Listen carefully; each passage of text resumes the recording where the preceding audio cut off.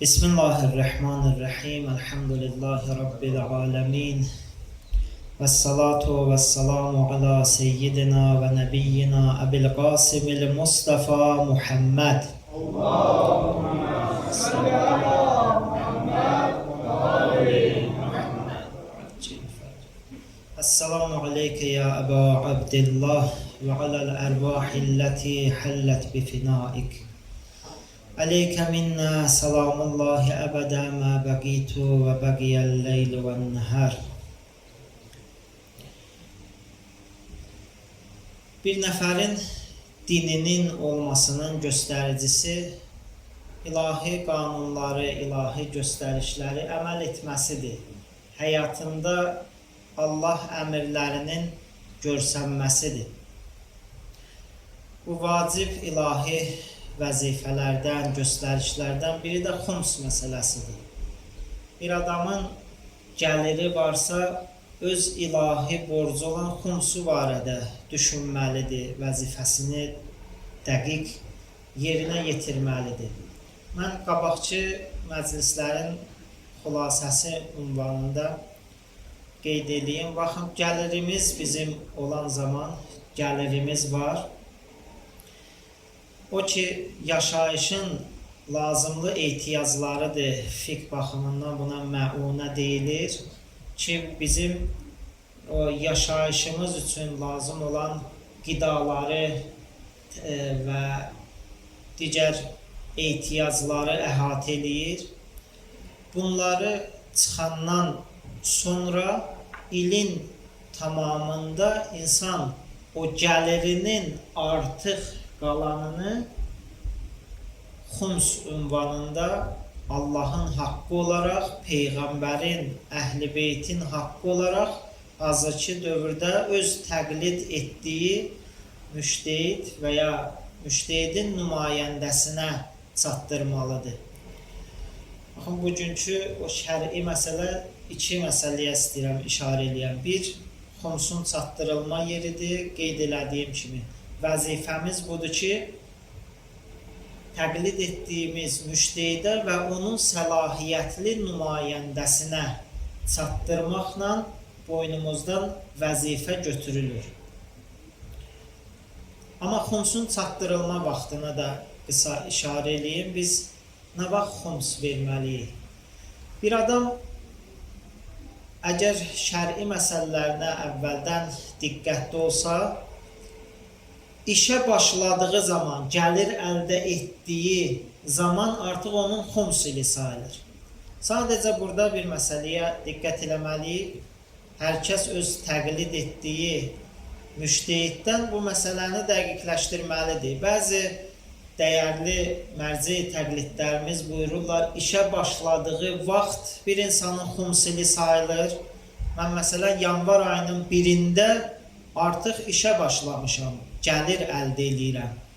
Yanvar ayının 1-i bu bir sıra müştehidlərə görə olur mənim xums ilim. Digər müştehidlərin nəzəri isə budur ki, işə daxil olduğum gün yox, gəlir əldə etdiyim gün. Məsələn, mən yanvar ayının 1-i daxil olmuşam, amma maaşımı yanvar ayının 30-u almışam. Yanvar ayının 30-u bu sıra müştehidlərə görə olur mənim xums ilim. Bu iş barəsindədir, digər sahələrdə elə.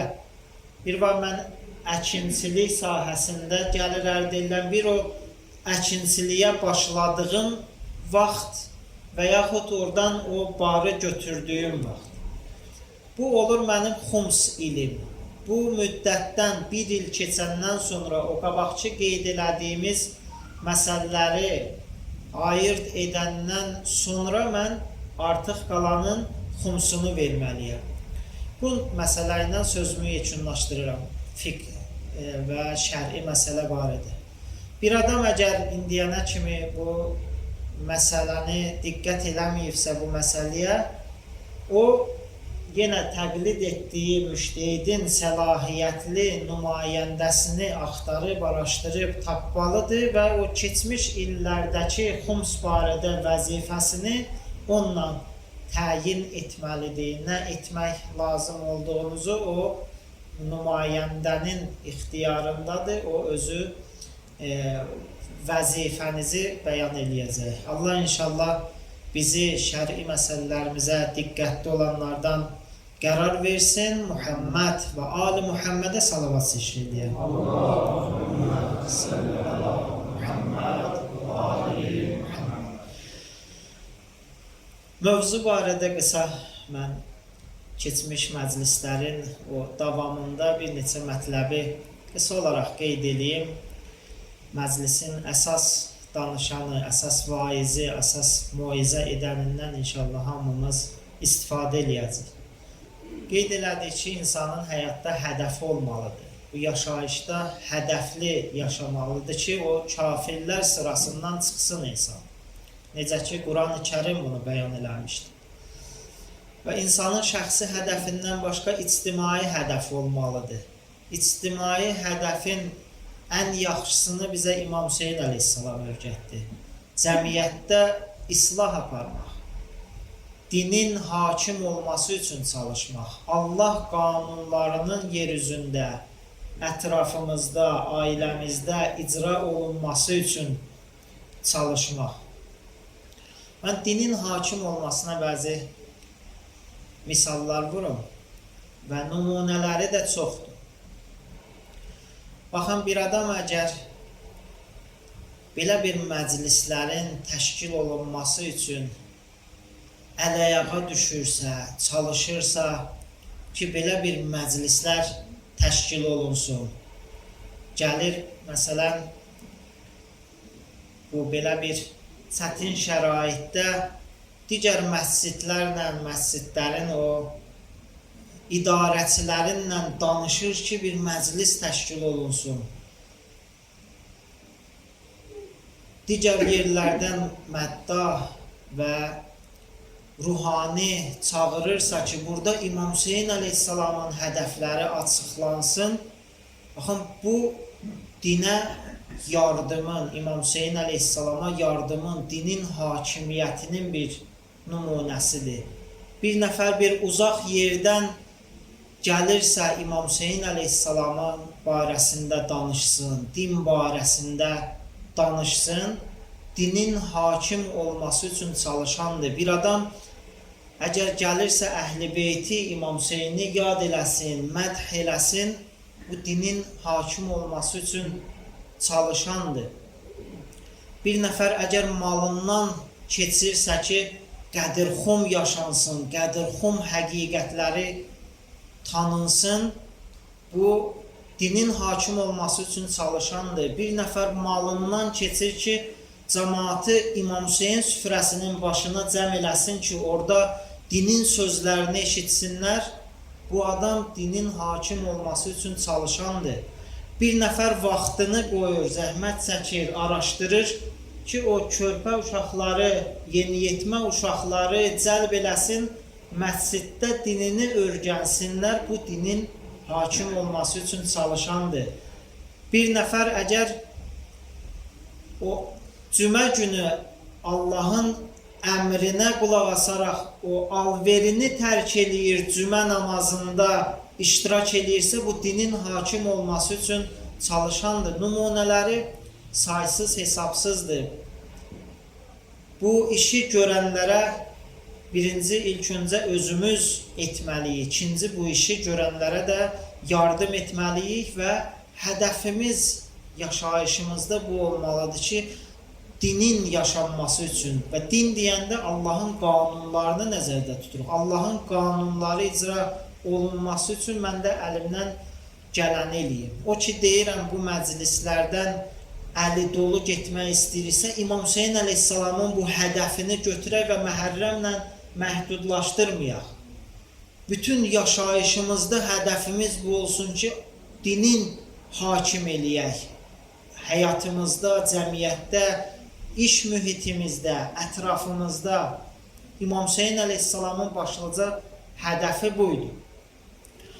Və bunun üçün bir neçə yollar biz qeyd elədik ki, dinin hakim olmasını istəyiriksə, dinimiz bu göstərişləri verir. Bunlara icra eləsək, bu yolda İmam Hüseyin əleyhissalama yardım etmiş olarıq. Onlardan birincisi, ən önəmlisi, dinin özümüzdə hakim olması üçün çalışmaqdır. Dinin ailəmizdə hakim olması üçün çalışmaqdır. Kərbəla şəhidləri ilk öncə bu dini kamil olaraq bütövlükdə həmişə özlərində yaratdılar.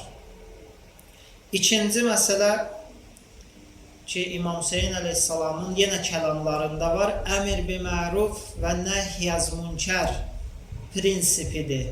Yəni, yaxşılığa dəvət və pislikdən çəkindirmə. Bu, önəmli vacibat tərk olunur. Bu məsələni az icra edirik. Mən öz təcrübəmdən bir iki misalı qeyd edeyim və qabaqlar da qeyd eləmişik.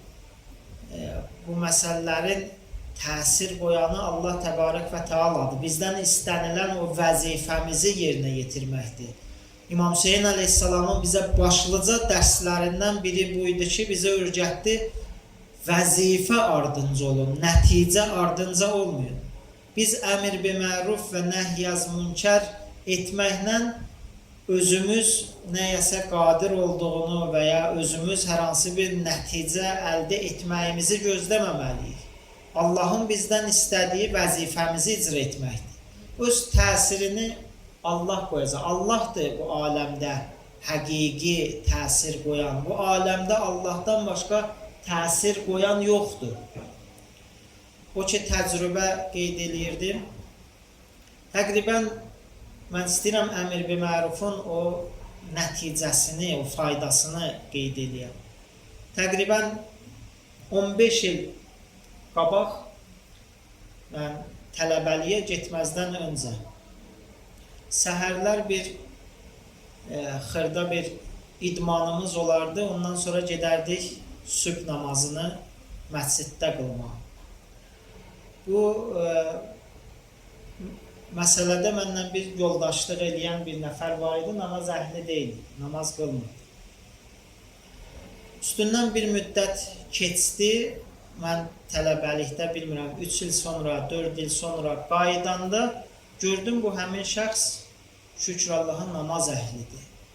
Ailəsi ki, ibadətdən xəbəri yox idi, ibadi məsələlərdən hicab əhli və bütün ailəlikcə dinə əməl edirlər. Çox sevindim. Səbəbini soruşanda, o danışanda qeyd elədi ki, yadında o bir vaxtı səhər idman edəndə danışırdıq namazdan, namaza dəvət edirdin. O mənim fikrimdə qalmışdı və bu elə səbəb oldu ki, mən bu barədə düşünəm və namaz əhli olam və ondan sonra ailəsi də namaz əhli oldu. Yenə deyirəm, təsiri qoyan Allahdır. Bir kəlmə adam öz vəzifəsinə əməl edir. Baxın, bir kəlmə bir yerdə bir söz deyir, özü də çevrilir ibadət əhlinə, ailəsi də çevrilir ibadət əhlinə. Bu məsələdə gərək biz səhlənkarlıq eləməyək. Bir kəlmə sözdür, xeyirdir, çox vaxtı da şəraiti yaranır. Başqa bir misal, əziz qardaşlarımızdan biri var, burada kafe işlədir, şiyədir. Daxil olanda ora gördüm, o kafelərində, o böyük televizorda bir münasib olmayan, bütün dövrlərə münasib olmayan, xüsusilə bu dövrdə münasib olmayan musiqilər falan səslənir. Bir kəlmə ona xatırlatdım ki, yəni elə bir bu ərəfələrdəyik, məhərrəm ərəfələri. Əhl-i Beyt aşiqiddə, yəni qəlblərində var. Dərhal çevirdi, keçirtdi həmin məsələni, həmin televizori. Və sonra da o keçirilmə səbəbini başqaları bundan soruşanda mən özüm 2-3 nəfərə şahid idim ki, soruşurdular ki, bunu niyə dəyişdin? İzah edirdi ki, Aşuraya görə, Məhərrəmliyə görə, İmam Hüseynin şəhadətinə görə. Mən istəyirəm o əmr bi mərufun o təsirlərini, baxın, bu məsələyə təsəvvür edən hər fərd riayət eləsə, nə qədər xeyirlər cəmiyyətdə yayılar, pisliklər azalar. Və üçüncü bugünkü məclisdə qeyd etmək istədiyim üçüncü yolda bunu deyim, sözümü yekunlaşdırıram. Vəhdət məsələsidir. Dinin əgər hakim olmağını istəyiriksə, bu Allahın önəmli əmri olan vəhdətə riayət eləməliyik. Allah Təbarək və Teala Ali İmran surəsində belə buyurur. Bismillahirrahmanirrahim. Va'tasimu bihablillahi cəmi'an və la təfərrəqu. Hamılıqla birgə Allahın ipindən möhkəm yapışın və parçalanmayın. Baxın, vəhdətə, birliyə ilk öncə biz öz aramızda riayət eləməliyik. Quran-ı Kərim buyurur ki, müminlər bir-birindən qardaşdılar. Hucurat surəsində, biz cümə xütbələrində geniş bu barədə danışmışdıq. Ardınca Allah Təbarək və Teala 6-7 dənə günah sayır ki, bu günahlar o qardaşlığı aradan aparır. Məsxərə etmək, qeybət etmək, bir-birinizin eyiblərini axtarmaq, pis ləqəblərlə bir-birinizi çağırmaq. Bunlar səbəb olur ki, o qardaşlığınız aradan, qardaşlıq soyusun, qardaşlığınız aradan getsin. Biz istəyiriksə, əgər din hakim olsun, istəyiriksə, əgər İmam Hüseyin əleyhissalama yardımcı olaq, gərək öz aramızda son dərəcə birliyimizi qoruyaq, mehribançılığımızı qoruyaq, vəhdətimizi qoruyaq. Allah Teala buyurur, o bir dənə bir şey ki, tapısız birləşməyə səbəbdir və mənim düşmənim deyirlər, Peyğəmbərin, Əhl-i Beytin düşməni deyirlər, onun barəsində çalışın, birlik eləyin. Allah Teala kitab əhlinə müraciət eləyir, bizə müsəlmanlara müraciət eləyir, kitab əhlindən o aranızda bir olan məsələ barəsində birləşin. Həmin məsələ nədir? Allahdan qeyrisinə ibadət etməyin. Bizim indi müsəlmanlar arasında, məxsusən şiyələr arasında nə qədər birləşmə vasitəmiz olduğumuz halda buna riayət eləməsək, İmam Hüseynin hədəflərindən çox uzağıq. Allah Təbarək və Teala bizi bu məsələləri barəsində düşünüb, diqqət eləyib, əməl eləyənlərdən qərar versin. Muhammed və Ali Muhammedə salavat zikr eləyək. Allahumma salli ala Muhammed. Mən 2 dəqiqədə İmam Hüseyin əleyhissalama ərz-i iradət məqsədi ilə rozə deyim, əziz alimimizdən, dəyərli alimimizdən istifadə eləyəcəyik. Esselamu aləl Hüseyin və alə Ali ibn-i Hüseyin və alə əvladil Hüseyin və alə əshabil Hüseyin. Kərbəla şəhidlərindən biri də Peyğəmbər bənzəri, həm surətdə, həm əxlaqda, həm danışıqda Peyğəmbər oxşarı Əli-i Əkbər aydı. İmam Hüseyin əleyhissalam döyüş icazəsi verəndə bu cəngavər və gənclər üçün nümunə olan, örnək olan Həzrəti Əli Əkbər meydana daxil olur və bir neçə o düşmən qoşunundan o kafirləri cəhənnəmə vasil edir.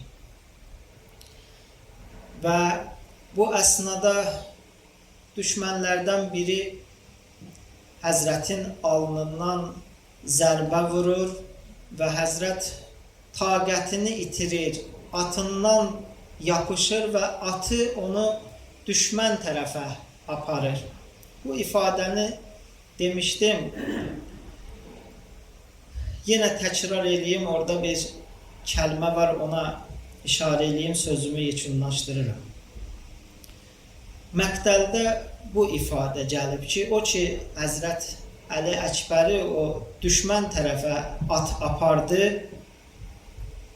Hərə əlinə nə keçirdi, Həzrətə zərbə vurdular. İş o yerə çatdı ki, fəqəddəuhu bisuyufihim irbən irba. Həzrəti fəqəddəuhu sözü o tikə-tikə eləmək mənasındadır, doğramaq mənasındadır.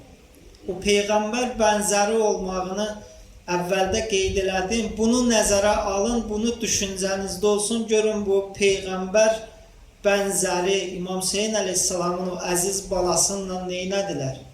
Fəqəddəuhu doğramaq mənasındadır. Fəqəddəuhu bisuyufihim. O qılınclarınla doğradılar, amma necə doğramaq? İrban irba. O irbanın mənasını qısa olaraq deyim, sözümü yekunlaşdırıram. İrb sözündən gəlir bu söz.